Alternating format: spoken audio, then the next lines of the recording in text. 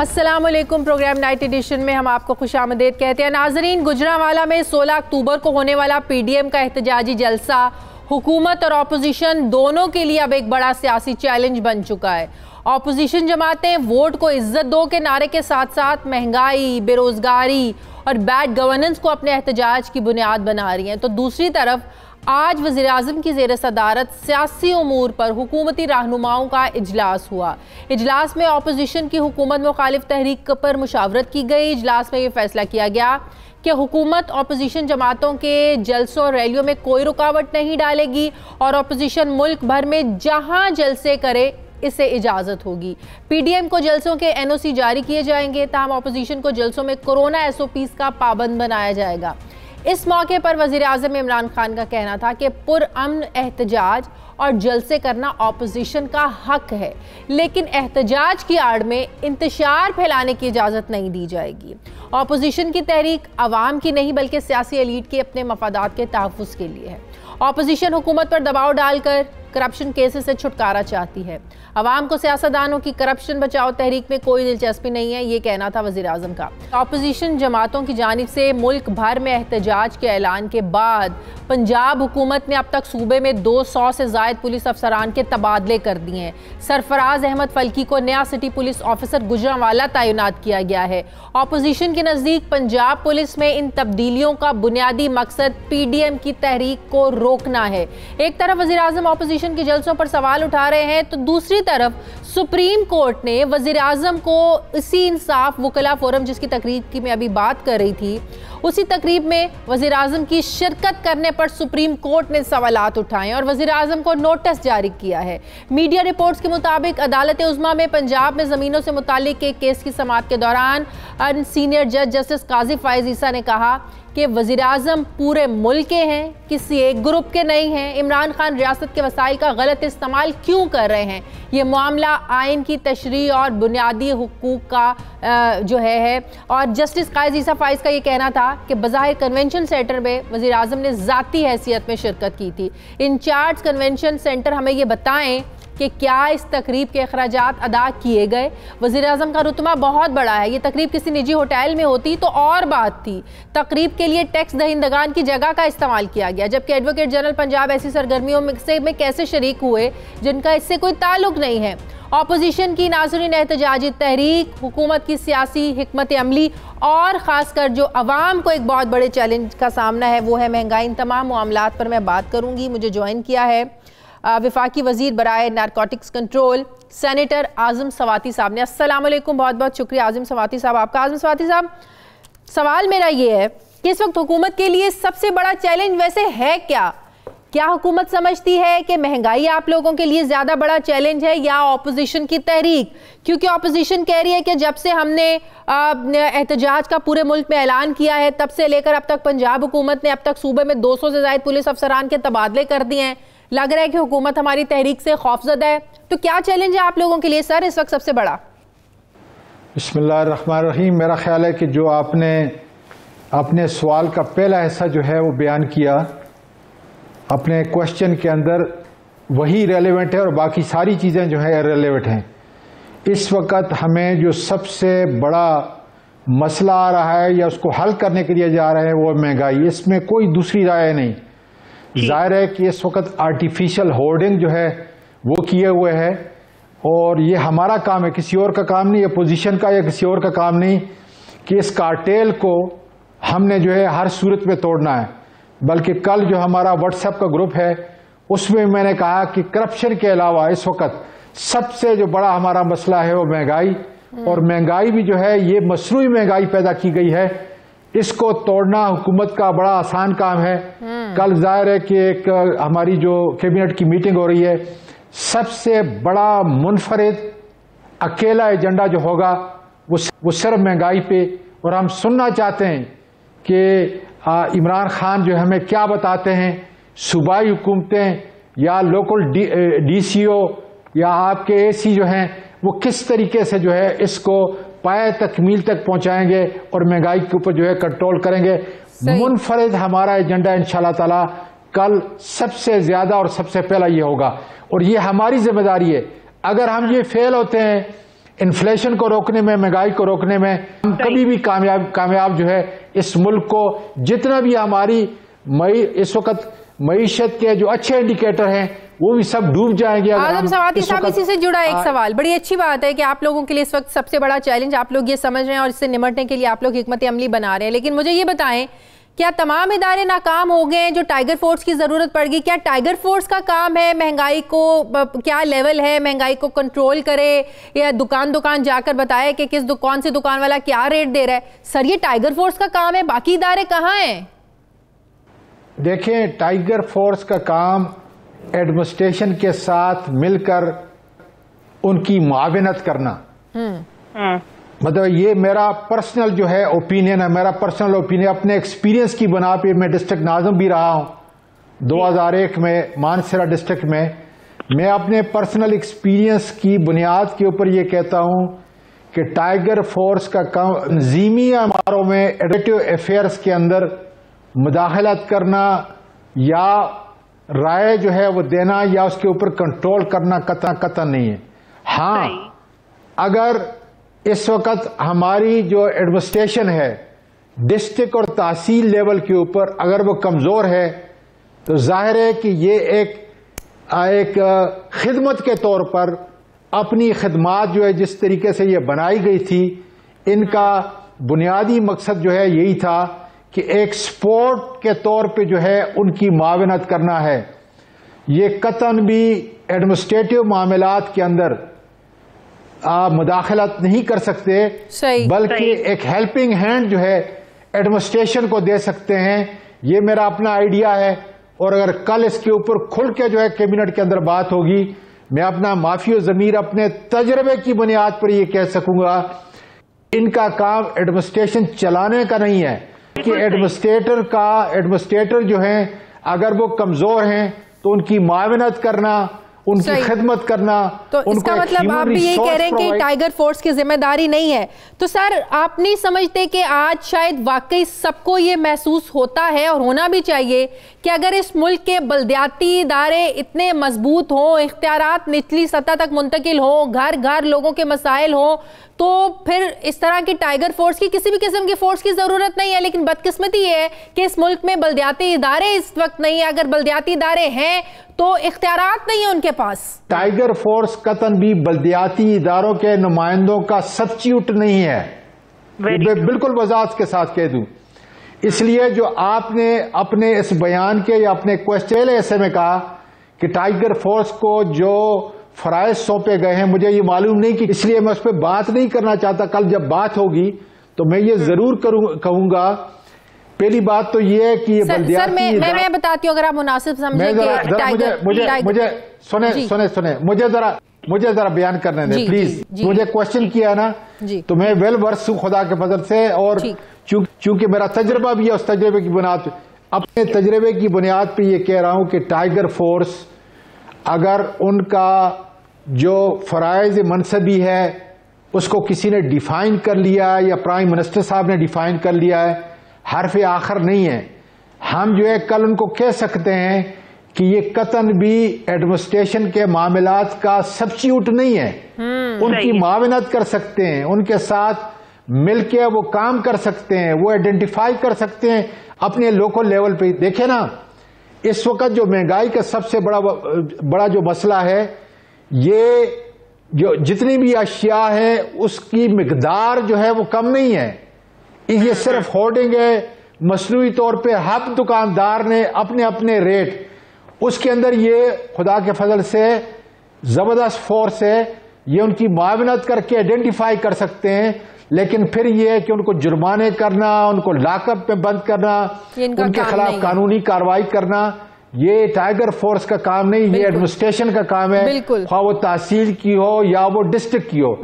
अब आपने ये कहा कि क्या बल्दियाती इंतखाब में, ये कहता हूं कि मुल्क के दुखों का मुदावा, इन सारी चीजों के दुखों का मुदावा जो है वो सिर्फ बल्दियाती बेहतर निजाम के अंदर है। अमेरिका के अंदर देखें या किसी भी जमहूरियत के अंदर देखें, अपने कुलेदी रोल जो है वो एम्यूनिटीज प्रोवाइड करने में, लोगों को उनकी दहलीज के ऊपर जो है रफ़ाए आमा के काम करने में, उनको पानी, उनके बिजली के मामलात, उनके रोड के मामलात, उनके सीवर के मामलात, उनके सफाई के मामलात, गरज के तमाम दुखों का मदावा बुनियादी इम्यूनिटीज जो है वो दे सकते हैं। तो वो सिर्फ बल्दियाती नुमाइंदे या बड़ी अच्छे निज़ाम से उनके घरों की दहलीज तक जो है ये काम पहुंच सकता है। इसका कोई सब्स्टिट्यूट न तहसील के अंदर है। सर मैं यही पूछ रही हूँ आज़म सवाती साहब कि अवाम ने तहरीक इंसाफ को एक तब्दीली के लिए वोट दिया था। जो बातें आप कर रहे हैं, यकीनन अवाम यही तब्दीली चाहती है कि यहाँ पर भी मजबूत बल्दियाती सिस्टम हो, लोगों के घरों तक जो है ना, दहलीज तक मसाइल हल हों, इख्तियारात निचली सतह तक जा सकें, मुंतकिल हों। तो फिर क्या वजह है, क्या रुकावट है कि हम अपने मुल्क को ये सिस्टम नहीं दे पा रहे हैं? मैं वही कह रहा हूं जी कि जब भी दिया है 2001 का जबरदस्त सिस्टम था मुशर्रफ का। हाँ। लेकिन उसने भी देखें कि यू टर्न करके 180 डिग्री जो है उसने उस सारा जो है चेंज करके और फिर वो जो है डिफरेंट सिस्टम की तरफ आया। मेरा ये ख्याल है कि ये हमारी एक बहुत बड़ी कामयाबी होगी कि हम मुल्क को तमाम सूबे के अंदर, हर डिस्ट्रिक्ट और तहसील के अंदर बेहतरीन किस्म का बल्दियाती निज़ाम अगर दे जाते हैं तो ये हमारी बहुत बड़ी कामयाबी होगी। एक तारीख जो है रकम की जाएगी कि हाँ, हमने लोगों के एहसासात की, उनके बुनियादी ज़रूरियात की तर्जुमानी करते हुए हमने उनको एक बेहतर सिस्टम दिया है। इसका नियामल बदल ना दुनिया के अंदर कहीं है और ना पाकिस्तान के अंदर कोई हो सकता है। एक आखिरी सवाल करना चाहती हूँ आपसे आज़म सवाती साहब। वज़ीर आज़म तो आज तक ये अपोजिशन पर इल्ज़ाम लगाते हैं कि अपोजिशन ने हमेशा मुल्की वसाइल का जो है ये गलत इस्तेमाल किया, ज़ाती मफाद के लिए इस्तेमाल किया मुल्की वसाइल को। लेकिन सुप्रीम कोर्ट ऑफ पाकिस्तान ने वज़ीर आज़म इमरान खान को आज नोटिस जारी किया है तहरीक इंसाफ लॉयर्स फोरम की तकरीब में जो उन्होंने शिरकत की, जो उन्होंने कन्वेंशन सेंटर को इस्तेमाल किया। इस मौके पर जस्टिस काजी फायज ईसा ने आज ये कहा कि वज़ीर आज़म तो पूरे मुल्क के वज़ीर आज़म हैं, किसी एक ग्रुप के नहीं है। इमरान खान रियासत के वसाइल का गलत इस्तेमाल कर रहे हैं। तो आज तो सवाल वज़ीर आज़म साहब पे भी उठ रहा है, क्या मौक़िफ़ है इस पर आप लोगों का? देखें, बुनियादी तौर पे बड़ी बात तो ये है कि खुदा ताला का शुक्र है कि ये पाकिस्तान का वाहिद वज़ीर आज़म है कि मुल्क के वसाइल इस्तेमाल नहीं कर रहा। महदूद हालात के अंदर जहां ज़रूरत होती है, इसमें कोई शक की बात नहीं है, लेकिन ये $multi million खर्च करने वाला नहीं है। ये मुल्क के अंदर लेके आने वाला है, लूट मार करने वाला नहीं है। अगर सुप्रीम कोर्ट ने ऐसे कहा है, मैं आज सारा दिन मीटिंग में जो है मसरूफ था। मैं अभी जो है मतलब ये परसों जो है बलोचिस्तान से आया हूँ, जो इंसदाद मनशियात से मुतल्लिक जो मामलात थे उसको देख रहा था। तो इसलिए मुझे पता नहीं है कि जस्टिस साहब ने क्या कहा है, लेकिन उन्होंने कुछ कहा है तो जाहिर है कि प्राइम मिनिस्टर साहब जो है वो खुदा के फजल से मुल्क और कौम की नैया को पार कराने के लिए सही फैसला करेंगे और ये मुल्क के वसाइल को इस्तेमाल करने वाला वजीर आजम जो है नहीं है। ठीक है, बहुत बहुत शुक्रिया। वफाकी वजीर बराए नारकोटिक्स कंट्रोल सेनेटर आज़म सवाती साहब मेरे साथ थे। नाज़रीन, मुझे प्रोग्राम में एक ब्रेक लेनी है, वापस आते हैं वक्फे के बाद।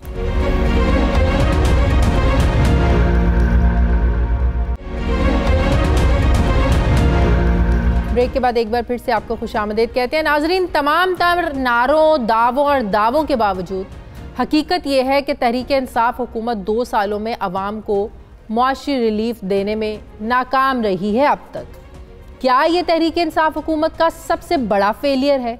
हुकूमत की मुआशी पॉलिसी कहीं नज़र ही नहीं आ रही, और अगर हुकूमत की कोई पॉलिसी है भी तो इसके कोई मुस्बत असरात अवाम तक नहीं पहुँच रहे हैं। लग ऐसे रहा है कि मुआशी इस्तेहकाम हुकूमत की तरजीहात में शामिल ही नहीं है। वज़ीर आज़म इमरान खान ने अवाम को इन 2 सालों में तसल्लियों के सिवा कुछ नहीं दिया। अब बेरोज़गारी बढ़ रही है, गुर्बत में इजाफा हो रहा है, मुल्क कर्ज़ों के बोझ तले दबता चला जा रहा है, जबकि IMF ने अपने प्रोग्राम की बहाली के लिए बिजली की कीमतों में इजाफे और रेवेन्यू बढ़ाने के लिए अब मजीद इकदाम की शर्त रख दी। अगर इन शराइत को नहीं माना जाता तो मुल्क में मुआशी अदम इस्तेहकाम यकीनन मजीद बढ़ जाएगा, और अगर मान लिया जाए तो मुल्क के अंदर महंगाई में इजाफा हो जाएगा, जो कि इस वक्त भी 11.28% है। जब तहरीक इंसाफ की हुकूमत ने इक़्तिदार संभाला था तो उस वक्त मुल्क में महंगाई 3.92% थी, जो कि हुकूमत के पहले माली साल में 7.34% तक पहुँच गई, और फिर दूसरे माली साल के इख्तिताम तक 11.22% तक महंगाई पहुँच गई थी। गुज़श्ता 3 महीनों में महंगाई में थोड़ी कमी वाकई भी हुई, लेकिन एक बार फिर से इसमें इजाफा हो रहा है। इसी माह के सिर्फ पहले हफ्ते में महंगाई में 1.24% इजाफा हुआ है। महंगाई कंट्रोल करने के लिए ना तो कोई हुकूमत की पॉलिसी नज़र आ रही है और ना ही कहीं हुकूमती रेट। यहाँ तक कि हुकूमत को ये भी मालूम नहीं कि महंगाई बढ़ने की वजह क्या है, और इस बात का इजहार वज़ीर-ए-आज़म इमरान खान ने अपनी ट्वीट में किया। वज़ीर-ए-आज़म इमरान खान ने हफ्ते के रोज़ अपनी एक ट्वीट में कहा कि पीर से शुरू होने वाले आइंदा हफ्ते में हमारी हुकूमत अशियाए खुरानोश सस्ती करने के लिए तमाम रियासती वसाइल बरोकार लाएगी।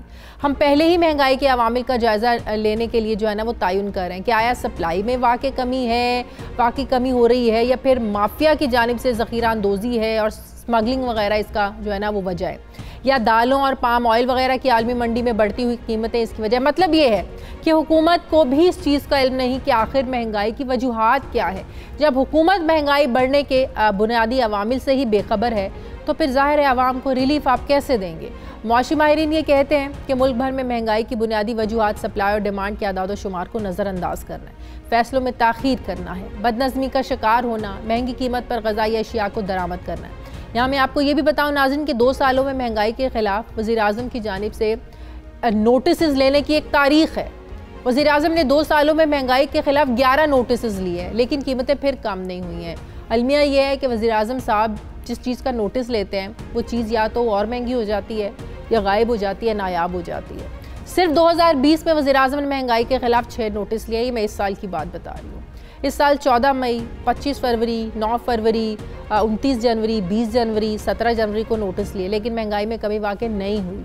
जबकि अब हैरान कुन तौर पर वज़ीर-ए-आज़म इमरान खान ने अशिया खुरानोश की कीमतों पर नज़र रखने का जो टास्क है कि टाइगर फोर्स को दिया। वही टाइगर फोर्स जो कोरोना के SOPs पर अमल दरामद करवाने में हमने देखा कोई ख़ास कामयाब नहीं रही। वही टाइगर फोर्स जो सिर्फ वज़ीर-ए-आज़म से मुलाकातों में नज़र आती है, इसके अलावा तो ग्राउंड पे तो कहीं नज़र नहीं आती है। सवाल ये है कि अब टाइगर फोर्स किस मैंडेट के तहत काम करेगी। क्या हुकूमत के पास महंगाई के कंट्रोल का आखिरी हल, फौरी हल क्या टाइगर फोर्स ही है? टाइगर फोर्स इसकी निगरानी कर सकती है? क्या ये समझा जाए कि प्राइस कंट्रोल कमेटियाँ, ज़िला इंतज़ामिया, सूबाई हुकूमतें, सूबाई काबीना, वफाकी काबीना सब नाकाम हो चुके, इसलिए आप ये टाइगर फोर्स को जिम्मेदारी जो है ना वो सौंपने जा रहे हैं कि वो कीमतों पर नज़र रखे। इसी पर मैं बात करूँगी। मुझे ज्वाइन किया है माहिर मौशियात डॉक्टर इशफाक हसन साहब ने। अस्सलाम वालेकुम, बहुत बहुत शुक्रिया डॉक्टर साहब आपका। डॉक्टर साहब, 2 सालों में इस हुकूमत को जो सबसे बड़ा चैलेंज रहा है, या आप हम सब लोग ये जानते हैं, वो यकीनन एक मुआशी चैलेंज है। बड़े दावे भी किए गए, 2 साल बाद आज भी हमें बढ़ती हुई महंगाई का ही सामना है। हमें बताया जा रहा था भाई हमारी रेटिंग बहुत अच्छी हो रही है, हम तो टेक ऑफ करने वाले हैं, करंट अकाउंट खसारा जो है ना वो बहुत कम हो गया है, इसमें कोई शक भी नहीं है। बिल्कुल करंट अकाउंट खसारा कम हुआ, $20 बिलियन से $3 बिलियन पर आ जाना ये एक बहुत बड़ी कामयाबी है। लेकिन काश हुकूमत इन चीज़ों पर भी गौर कर ले डॉक्टर साहब कि जिस तरीके से जो पॉलिसीज़ आपने अपनाई, जो इकदाम करके करंट अकाउंट खसारा आपने कम किया, क्या यही वजह नहीं है आज जिस क्राइसिस का हम शिकार है, जिस महंगाई का जो जिम्मेदार है, जो बेरोजगारी बढ़ रही है, ये जो आपने पॉलिसीज इकदाम उठाए करंट अकाउंट खसारे को कम करने के लिए, उसी का आज हम लोग भुगत रहे हैं? बिल्कुल सही है। मैं बार बार आपके प्रोग्राम में भी और दूसरे चैनल पे भी जिन्होंने मुझे इनवाइट किया, वहाँ पर यही मैंने कहा कि यस, बेशक करंट अकाउंट जो है वो कम, उसमें काफ़ी बेहतरी आ गई है। आपने जैसे कहा कि $20 अरब से वो $3 अरब पे आ गया, बल्कि इसमें IMF का भी कमाल है और साथ साथ पैंडेमिक ने भी हमें फ़ायदा पहुँचाया, क्योंकि पैंडेमिक की वजह से 3 महीने तक आपने देखा कि हमारी तमाम इकोनॉमिक एक्टिविटी बंद हो गई थी लॉकडाउन की वजह से, इम्पोर्ट हमारा मज़ीद गिर गया। दूसरी चीज़ यह है कि पेट्रोल की कीमतें ऑन एवरेज जो पाकिस्तान इंपोर्ट करता है पेट्रोल, उसमें कोई 25% के अंदर कमी हुई है, तो जिसकी वजह से हमारा ओवरऑल जो ऑयल का बिल था उसमें कमी आ गई और ओवरऑल इंपोर्ट में भी सब्सटेंशियल कमी हुई। इसलिए अगर आप देखें कि जिस साल $20 अरब का करंट अकाउंट था, तो वहाँ से वो कम होकर $13 बिलियन पे आया था, तो 7 बिलियन की कमी हुई थी। अब ये 13 से 3 आ गया है, 10 बिलियन की कमी हुई है। तो इसमें IMF के प्रोग्राम के साथ साथ पैंडेमिक ने भी हमें फ़ायदा पहुंचाया है। जहां दुनिया में तबाही हुई है, वहां हमारे यहाँ बेहतरी भी हुई है पैंडेमिक की वजह से। इसकी वजह से जो है ना, इसकी वजह से इकोनॉमिक एक्टिविटी बिल्कुल चौक हो गई पाकिस्तान में। बेरोजगारी बहुत बढ़ी है। बिल्कुल। जब बेरोजगारी बढ़ती है, गुर्बत में इजाफा होता है, और गुर्बत में जब इजाफा हो तो सोशल अनरेस्ट होता है सोसाइटी में, जो हमें नजर आ रहा है। तो ये इसके साइड इफेक्ट्स हैं। जिस तरीके से हमने करंट अकाउंट को बेहतर किया है, लेकिन हुकूमत ने, बल्कि जो IMF का प्रोग्राम है, लेकिन एक सवाल जहनों में आ रहा है, इस महंगाई को कंट्रोल करने के लिए जो टास्क आप टाइगर फोर्स को दे रहे हैं, मुझे तो समझ नहीं आ रही कहाँ गए सारे इकोनॉमिस्ट, माहिर मुआशियात, आप जैसे काबिल लोग, फिर हमारे वजीर ख़जाना, फिर इनकी पॉलिसीज़, इकोनॉमी के इतने लोग। क्या आपको टाइगर फोर्स के अलावा आपके पास कोई पॉलिसी नहीं है कि आप महंगाई को कंट्रोल कर सकें? टाइगर फोर्स का काम है डॉक्टर साहब महंगाई को देखना, कंट्रोल करना। मतलब ये इस तरीके से तो मैंने नहीं देखा कि दुनिया में कहीं महंगाई को कंट्रोल किया जाता है कि एक टाइगर फोर्स के जरिए से वो क्या करेंगे, जाकर छापे मारेंगे, छोटे छोटे दुकानदारों को पकड़ेंगे। उससे क्या होगा कि छोटे दुकानदार भी हुकूमत के मुखालिफ हो जाएंगे, क्योंकि छोटे दुकानदार तो उसके कसूरवार नहीं है ना। पीछे से जिन्होंने सप्लाई करना होता है उनको वो सप्लाई रोक रहे होंगे। उन्होंने डिमांड सप्लाई का गैप क्रिएट किया हुआ है, तो जिम्मेदार तो पीछे वाले हैं। ये छोटे छोटे दुकानदार तो नहीं है इसके जिम्मेदार। तो आप जाके उनको पकड़ेंगे, वो आपके और पार्टी के खिलाफ हो जाएंगे ये लोग। इसलिए देखिए, मैं बहुत जमाने से कह रहा था, बात यह है कि ये हुकूमत सुनती ही नहीं है किसी की। और मैं आपको बताऊं कि तब तक ये बात मेरी शायद पहुंचती भी नहीं होगी, कि क्योंकि इनके जो वजीर खजाना है, एडवाइजर साहब जो हैं हफीज शेख, अगर जो मैं बात कहूं वो उसका उलट काम करेंगे। ये मैं आपको बता रहा हूँ। लगता है कोई खास मेरे क्लास सुनो, इसलिए मुझे पता है इसका। जो मैं बताऊं बोलूंगा वो उसके मुखालिफ का काम करेगा। अगर मैं कह रहा हूँ प्राइम मिनिस्टर को कि सर आप चेयर करें ECC को, क्योंकि आप फाइनेंस मिनिस्टर हैं, पोर्टफोलियो आपके पास है मिनिस्ट्री ऑफ फाइनेंस का। हफीज शेख साहब एडवाइजर हैं, माजी में भी prime minister as finance minister ECC को चेयर करते रहे हैं। वहां पर आप चेक करें, आपको पता चलेगा कि क्या हो रहा है। इसी तरीके से मैंने उनसे कहा कि आप एक एजेंडा आइटम नंबर 1 हुआ करता था हर ECC में, हर वीक में, जिसमें से पाकिस्तान ब्यूरो ऑफ स्टैटिस्टिक्स और वजारत खजाना कीमतों के बारे में सिचुएशन को वहाँ बताया करता था, और नेशनल लॉजिस्टिक्स सेल वो हमें स्टॉक पोजीशन बताया करते थे कि गंदम का क्या स्टॉक है, चीनी के स्टॉक क्या है, पेट्रोलियम प्रोडक्ट के स्टॉक क्या है। वो सारे जो है वो समरी अब आती ही नहीं कैबिनेट। तो वहां तो किसी को नहीं पता चल रहा कि इस वक्त मुल्क में सूरत हाल है क्या।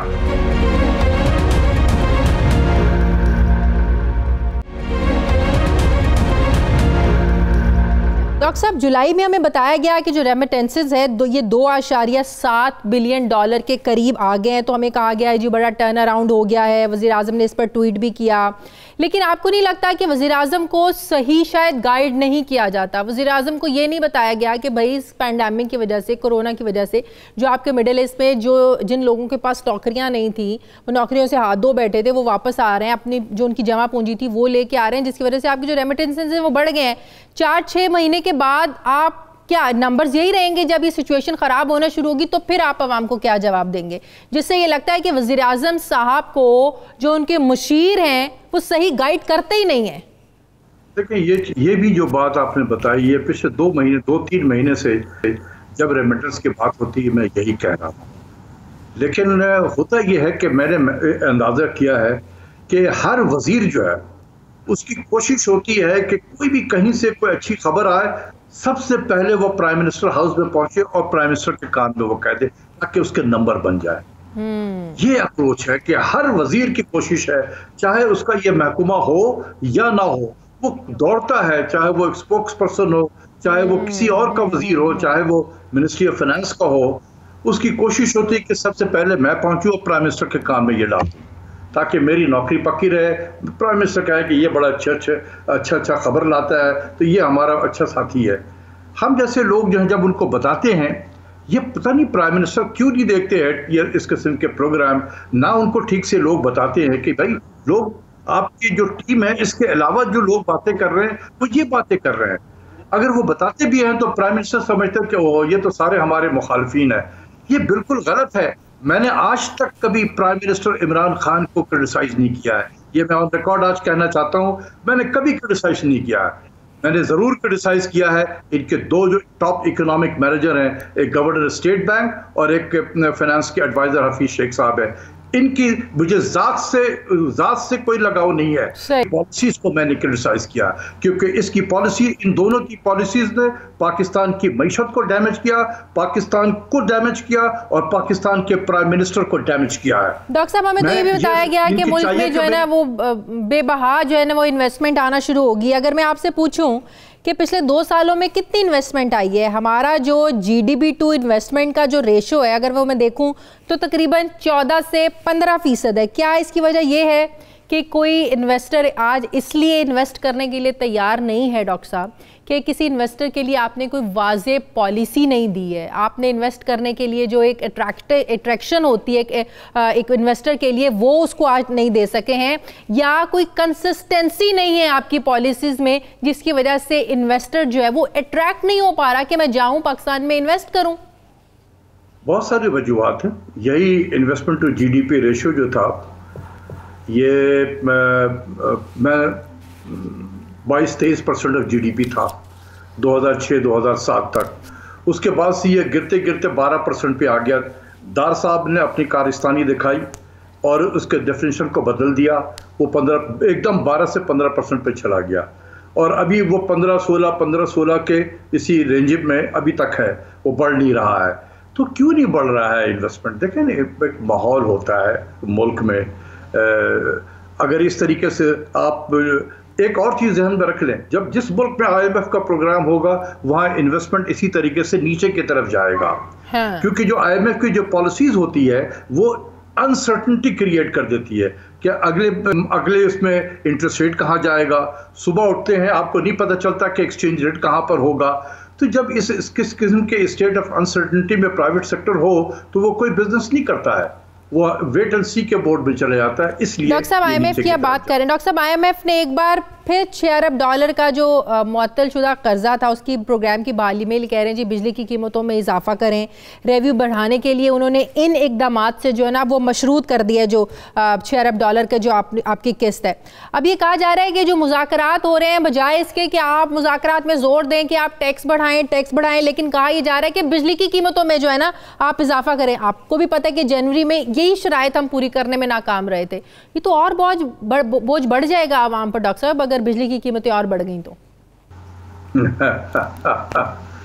जी बिल्कुल बिल्कुल। देखें यही चीज़ है, इस वक्त आप पाकिस्तान की मईशत को देखें तो आपको एक रिलेटिव स्टेबिलिटी नज़र आ रही है। प्राइवेट सेक्टर जो है उसके अंदर कॉन्फिडेंस थोड़ा बढ़ रहा है, 2 वजह से बढ़ रहा है। एक ये है कि पेंडेमिक का जोर कम हो गया हमारे यहाँ, जहाँ 6000 केसेस रोज़ाना के हुआ करते थे ऑन एवरेज पीक पीरियड में, अब वो तकरीबन 550-600 के रेंज में आ गया है। तो इसकी वजह से मार्केट खुल रहे हैं, कारोबार खुल रहा है, तो प्राइवेट सेक्टर के अंदर एक कॉन्फिडेंस आया है। और दूसरी सबसे बड़ी वजह है कि IMF का प्रोग्राम हमारा सस्पेंडेड है। जब वो प्रोग्राम सस्पेंडेड है तो वो हाराकारी जो था IMF का, यही गैस की कीमतें बढ़ाएं, बिजली की कीमतें बढ़ाएं, इंटरेस्ट रेट को बढ़ाएं, एक्सचेंज रेट को डिवैल्यू करें, इस हाराकारी से बचा हुआ था ये मुल्क। तो आपने देखा कि प्राइवेट सेक्टर का कॉन्फिडेंस बढ़ा। आप देखें कि इस वक्त कंस्ट्रक्शन एक्टिविटी बड़ी तेज़ी में जा रही है, सीमेंट का प्रोडक्शन बढ़ रहा है, ऑटोमोबाइल के सेल बढ़ रहे हैं, टेक्सटाइल वालों को भी बेहतरी वहाँ से नज़र आ रही है, और भी सेक्टर हैं जो रिवाइव हो रहे हैं। तो ये एक अच्छा मौका है, इस वक्त हाथ थामने की ज़रूरत है प्राइवेट सेक्टर का, ना कि दोबारा हाराकारी की तरफ में। मैं ये नहीं कहता हूँ कि IMF का प्रोग्राम को हमें ख़त्म कर देना चाहिए, हमें करना चाहिए IMF का प्रोग्राम, लेकिन हमारा तवज्जो जो है। लेकिन डॉक्टर साहब आप तो हमेशा मुखालिफ रहे हैं IMF के प्रोग्राम में जाने से। सर आपने कभी इसको सपोर्ट नहीं किया। दिन के लिए तो बचाना चाहता था, लेकिन अब चूंकि जा चुके हैं तो अब उसको मुकम्मल कर लो। अब मुकम्मल करने के लिए मैं बता रहा हूं कि किस तरीके से मुकम्मल करें, ये हाराकारी से बचें। हमें रिफॉर्म्स की तरफ तवज्जो देनी चाहिए, रिफॉर्म्स की तरफ। देखिए बिजली की कीमत बढ़ाना, गैस की कीमत बढ़ाना, this is no reform, this is simply financing the inefficiencies corruption and bad governance of the organisation. ये स्टेटस को है, इतने बढ़ाएंगे, दिस इज स्टेटस को। आप रिफॉर्म्स लाएं, इसमें इसके प्रोसेस को बेहतर करें, इसमें जो प्रॉब्लम्स है उसको दूर करें। तो इसी तरीके से टैक्स की तरफ पे भी हमें तवज्जो देनी चाहिए, लेकिन रिफॉर्म्स की साइड पे। बहुत शुक्रिया माहिर मौशियात डॉक्टर इशफाक हसन साहब मेरे साथ थे। नाज़रीन, मुझे प्रोग्राम में एक ब्रेक लेनी है, वापस आते हैं छोटे से वक्त के बाद।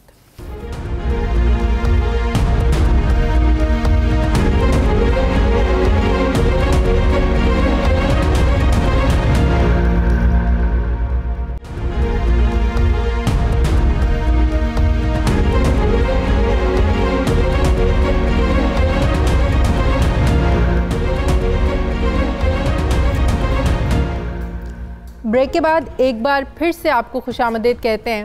नाज़रीन, मौजूदा दौर में सोशल मीडिया की जो अहमियत है इससे किसी को इनकार नहीं है, लेकिन सोशल मीडिया के लिए ज़ाब्ता इखलाक का होना भी अब नागुज़ीर हो चुका है। पीटीए की जानिब से टिकटॉक पर लगाई जाने वाली पाबंदी के बाद पाकिस्तान में सोशल मीडिया के मुस्तकबिल के हवाले से अब एक नई डिबेट छिड़ गई है। कहा यह जा रहा है कि पाकिस्तान में सोशल मीडिया के लिए ज़ाब्ता इखलाक बनाए जाएँ, सोशल मीडिया की मॉनिटरिंग की जाए। लेकिन ये सब मुमकिन है क्या? पाकिस्तान में सोशल मीडिया का मुस्तकबिल ख़तरे में है क्या? एक ऐप पर लगने वाली पाबंदी से पूरा जो सोशल मीडिया है ये ख़ुद को क्यों इनसिक्योर फील कर रहा है? और क्या टिकटॉक पर लगने वाली जो पाबंदी है ये दुरुस्त इक़दाम है? टिकटॉक पर लगाई जाने वाली पाबंदी के हवाले से पीटीए का कहना है कि टिकटॉक ऐप की इंतज़ामिया को बार बार नामुनासिब मवाद हटाने के लिए उन्हें कहा गया, हिदायत जारी की गई, लेकिन टिकटॉक ऐप इंतज़ामिया ने इस मामले को संजीदा नहीं लिया, जिसकी वजह से टिकटॉक पर पाबंदी लगाई गई। 3 महीने पहले 20 जुलाई को सोशल मीडिया के एक और ऐप बीको पर भी गैर अखलाकी मवाद की वजह से पाबंदी लगाई जा चुकी है और तब भी टिकटॉक को हतमी वार्निंग जारी की गई थी। इस वक्त टिकटॉक ने मोज़र मवाद की रोकथाम के लिए सोशल मीडिया अलायंस बनाने की उस वक्त तजवीज़ दी थी। टिकटॉक ने 9 social media platforms Facebook, Instagram, Google, YouTube और ट्विटर और दीगर के चीफ एग्जीक्यूटिव को खतूत भेजकर ये कहा था, ये तजवीज़ दी थी कि एक अलायंस तश्कील दिया जाए ताकि मिलकर तेज़ी से मतनाज़े और जो नामुनासिब मवाद है इसको हटाया जा सके, लेकिन इस पर कोई पेशरफ नहीं हो पाई थी। जबकि टिकटॉक पर भारत और अमेरिका भी मुख्तलिफ सियासी वजूहात पर पाबंदी लगा चुका है, लेकिन पाकिस्तान में पाबंदी लगाने की वजह सियासी नहीं है, इखलाकी वजह है। सवाल ये है कि क्या वाकई टिकटॉक जैसी एप्लीकेशंस हमारे माशरे में गैर इखलाकी मवाद को फ़रोग़ दे रही हैं और क्या इस पर पाबंदी ही इसका वाहिद हल है? क्या सेंसरशिप का कोई कानून बनाकर इस तरह के एप्लीकेशंस को काम करने की इजाज़त नहीं दी जा सकती ताकि वो लोग जो अच्छा कंटेंट प्रोड्यूस कर रहे हैं वो इस पाबंदी से मुतासिर ना हो? इस सब पर मैं बात करूँगी। मुझे social media expert Usama Khilji ने ज्वाइन किया। अस्सलाम वालेकुम, बहुत बहुत शुक्रिया उसामा साहब आपका। उसामा साहब, हमारे माशरे में एक अरसे से अब ये डिबेट शुरू हो चुकी है कि सोशल मीडिया को रेगुलेट किया जाए। आपको पता है कि बहुत से लोगों के यूट्यूब चैनल हैं जो टीवी पर बात नहीं हो सकती, जो किसी अखबार में बात नहीं हो सकती, वो लोग अपने यूट्यूब चैनल्स पर करते हैं, जिसकी वजह से इस पर बहुत ज़्यादा बहस बढ़ गई थी आगे कि सोशल मीडिया को रेगुलेट करना बहुत ज़्यादा ज़रूरी हो गया है। अब टिकटॉक पर जो पाबंदी लगी है, आपको पता है कि कहा जा रहा है कि कुछ नामुनासिब मवाद और कुछ सियासी भी चीज़ें कुछ ऐसी बना कर टिकटॉक पर डाली गई जो नामुनासिब था। क्या यही वाहिद हल है? क्या सोशल मीडिया को रेगुलाइज करके कोई ऐसी कानून साजी करके नहीं किया जा सकता कि पाबंदी ना लगे, पाबंदी से मुतासर ना हो ये ऐप? देखें जी, हमारा जो पाकिस्तान का आइन है उसका आर्टिकल 19 हमें इज़हार राय की आज़ादी देता है और प्रेस फ्रीडम का भी आज़ादी देता है। तो इसके तहत जो है हमारी तो ये बात भी नहीं बनती है कि हम किसी का जो है इज़हार राय की आज़ादी को एक्सरसाइज करने के जो टूल्स हैं, जो इंटरनेट है, जो सोशल मीडिया है, उस पर कोई पाबंदी लगे। तो मेरे ख्याल से सॉरी टू इंटरप्ट यू, इसके बावजूद मादर पिदर आज़ादी की इजाज़त किसी भी महज़ब माशरे में नहीं होती है। बिल्कुल, लेकिन मेरे ख्याल से टिकटॉक पे कोई मादर पितर आज़ादी नहीं हो रही है, और ना तो हमें हुकूमत बता रही है कि कौन सा ऐसा मवाद है जिसको वो समझते हैं कि वो नाजेबा है। अगर आप टिकटॉक के कम्युनिटी स्टैंडर्ड्स को देखें तो उसमें पोर्नोग्राफी, न्यूडिटी और दीगर इस किस्म का जो मवाद है वो उनके कम्युनिटी स्टैंडर्ड्स के भी खिलाफ है और उसका जो है बर्दाश्त नहीं किया जाता। अगर आप उनकी ट्रांसपेरेंसी रिपोर्ट देखें तो काफ़ी मवाद जो है टिकटॉक खुद भी हटाता है, और जब इंटरनेट की तरह वसी एक प्लेटफॉर्म आपको मिलता है तो हर किस्म के लोग उस पे आते हैं। आप तो सोशल मीडिया एक्सपर्ट हैं, टिकटॉक पर आपने कोई ऐसा मवाद देखा जिसमें कहा जा सके बहुत गैर इखलाकी है, ये नहीं होना चाहिए था?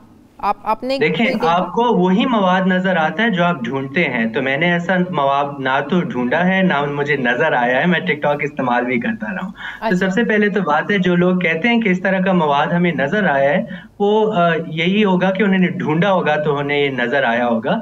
लेकिन अगर आपको इस तरह का मवाद नजर भी आए तो टिकटॉक के ऊपर और दीगर प्लेटफॉर्म्स के ऊपर रिपोर्टिंग मैकेनिज्म होता है जिसपे आप रिपोर्ट कर सकते हैं प्लेटफॉर्म को कि देखें ये मवाद है, ये आपके उस पर नहीं होना चाहिए, और अक्सर उस पर एक्शन भी लिया जाता है। तो मेरे ख्याल से जो मसला है हमारे माशरे में और हमारी हुकूमत में वो ये है कि जिस तरह आपने भी शुरू में इसमें बात की कि इंटरनेट कैसे काम करता है और इसके कंट्रोल करना मुमकिन है या नहीं, ये सवाल हमने उठाना है। और दूसरा ये कि आपको पता है कल तक पाकिस्तान में यूट्यूब पर भी पाबंदी लगी रही, अब लोगों को लग रहा है कि कहीं फेसबुक पर पाबंदी ना लग जाए। आपको पता है इंस्टा पे हर तरह की तस्वीर जो है, मॉडल्स भी अपनी तस्वीर पोस्ट करती हैं, एक्टर एक्ट्रेसेस हर तरह की तस्वीरें वहाँ पे भी पोस्ट होती हैं। तो ये तो वाकई एक सोशल मीडिया जो लोग बहुत ज़्यादा इस्तेमाल करते हैं, हर कोई इनसिक्योर हो गया है कि एक सोशल मीडिया जो इजहार राय की जो आप बात कर रहे हैं उसका एक बहुत बड़ा टूल है, लोगों की अर्निंग का बहुत बड़ा जरिया है सोशल मीडिया। तो बजाय इसके कि आप इसको रेगुलेट करें तो पाबंदी तो हल नहीं है। बिल्कुल, पाबंदी हल नहीं है। और दूसरा ये कि ये हुकूमत या रियासत की रिस्पॉन्सिबिलिटी नहीं बनती कि वो डिफाइन करे कि क्या चीज़ मॉरल होगा, क्या चीज़ ऑब्सीन होगा और क्या एक्सेप्टेबल होगा, क्योंकि हम देख रहे हैं कि हुकूमत की तरफ से कंट्रोल का बहुत ज़्यादा वार है। आपने खुद भी बात की कि मीडिया पे कितनी पाबंदियाँ हैं, कितनी बातें लोग टीवी और अखबार पे नहीं कर सकते। अब सोशल मीडिया पे भी पाबंदी लगाएंगे तो पाकिस्तान से एक जमहूरियत नहीं रहेगी, एक आमरीत बन जाएगी। अब वो आपको पता होगा पिछले दिनों एक बिस्किट का ऐड चला, उस बिस्किट के ऐड पर पाबंदी लगी। अब वो बिस्किट का ऐड फेसबुक पे भी चल रहा है, सोशल मीडिया पर चल रहा है, लोग अपने अपने इंस्टा पे शेयर करें, तो आप क्या फिर सब कुछ बंद कर दें? फिर आप आज के दौर में जो है बंद करना कोई सोल्यूशन नहीं है। दूसरी बात यह है कि देखें, ये बिस्किट ऐड किसी ने देखना या नहीं था, जब इसको बैन किया गया तो फिर लोगों ने इसमें ढूंढना शुरू किया कि हम भी देखें क्या चीज है इसमें। हाँ, मैंने भी तब गौर से देखा। बैन करते हैं ना तो फिर लोग उसमें ज्यादा क्यूरियस होते हैं, उस पर अटेंशन ज्यादा आती है। आप अभी देखें टिकटॉक अभी भी लोग इस्तेमाल कर रहे हैं, काफी और तरीके हैं एक बैन को भी सर्कमवेंट करने के, जिसके जरिए आप जो है ये मवाद ऑलरेडी एक्सेस कर सकते हैं। जब यूट्यूब भी ब्लॉक हुआ था 4 साल के लिए, जो स्टूडेंट्स ने पढ़ना होता था वो VPN इस्तेमाल के प्रॉक्सी इस्तेमाल करके यूट्यूब को एक्सेस करते थे। तो इसको ब्लॉक करना जो है पॉसिबल ही नहीं हो सकता। ठीक है, बहुत बहुत शुक्रिया। Social media expert Usama Khilji हमारे साथ थे, बहुत शुक्रिया आपका। नाज़रीन, हमारे आज के प्रोग्राम का एडिटोरियल। नाज़रीन, मुल्क भर में एक मरतबा कोरोना वायरस फिर से बढ़ रहा है, केसेस की तादाद में इजाफा हो रहा है। मीडिया रिपोर्ट्स के मुताबिक मुल्क में इस वक्त कोरोना वायरस के फॉल केसेस की तादाद 8,552 हो चुकी है, जबकि मजमूई तौर पर 6,580 अफराद कोरोना की वजह से जो है जान की बाजी हार चुके हैं। कोरोना वायरस की ताज़ा तरीन सूरत हाल की अगर हम बात करें तो आज 385 से ज़ायद अफराद में वायरस की तस्दीक हुई है, जबकि 10 मरीज़ कोरोना की वजह से, इस वायरस की वजह से इंतकाल कर गए। मौसम की बदलती सूरत हाल के पेश नज़र कोरोना वायरस की दूसरी लहर जो है इसका खदशा ज़ाहिर किया जा रहा था और अब केसेस भी सामने आ रहे हैं। इसी खदशे के पेश नज़र हुकूमत की जानिब से कराची, इस्लामाबाद और आज़ाद कश्मीर में मिनी स्मार्ट लॉकडाउन नाफिज किया गया। इंतज़ामिया को हिफाजत इकदाम यकीनी बनाने की हिदायत दी गई हैं। वफाकी वज़ीर असद उमर के मुताबिक कोरोना वायरस के मुस्बत टेस्ट की औसत जो कौमी सतह पर 6 हफ्तों तक 2% से कम रहने के बाद पिछले हफ्ते 2% से ज़्यादा रही है। एक तरफ हुकूमत आवाम को कोरोना वायरस से बचाव के लिए SOPs पर अमल दरामद करने की तलकीन कर रही है, तो दूसरी तरफ हम देख रहे हैं कि PDM ने मुल्क भर में एहतजाजी जलसों का शेड्यूल जारी किया है। अपोजिशन जमातें हुकूमत के खिलाफ आवाम को सड़कों पर निकालने के लिए अब सर तोड़ कोशिशें कर रही हैं। अब सवाल ये है कि सियासी जलसों में हुकूमत कैसे कोरोना वायरस के SOPs पर जो है वो अमल दरामद करवाएगी, कैसे जो इतने लोग आएंगे कैसे आप इस चीज़ को यकीनी बनाएंगे कि वहाँ हैंड सैनिटाइजर्स भी इस्तेमाल हो रहे हैं, मास्क भी इस्तेमाल हो रहे हैं, ग्लव्स भी इस्तेमाल हो रहे हैं। तो यकीनन ये हुकूमत के लिए एक बहुत बड़ा चैलेंज हो जाएगा। लेकिन इस सब के पेश नज़र हमारा और आपका फ़र्ज़ फिर वही है कि हमें अपने ताईं हमें अपना फ़र्ज़ पूरा अदा करना है। हमें अपने ताईं जो एहतियाती तदाबीर हैं उनको इख्तियार करना है। जिस तरीके से पहले वायरस फैला, हमने पूरी कोशिश करनी है कि एहतियाती तदाबीर के ज़रिए इस वायरस को एक बार फिर से हम शिकस्त देने में कामयाब हो जाएँ। नाज़रीन, ये था हमारा आज का प्रोग्राम के लिए आप हमें फ़ीडबैक ज़रूर दीजिएगा। अपना ख्याल रखिएगा। मेरी आपसे मुलाकात होगी कल। मुझे इजाज़त दीजिए। अल्लाह हाफ़िज़।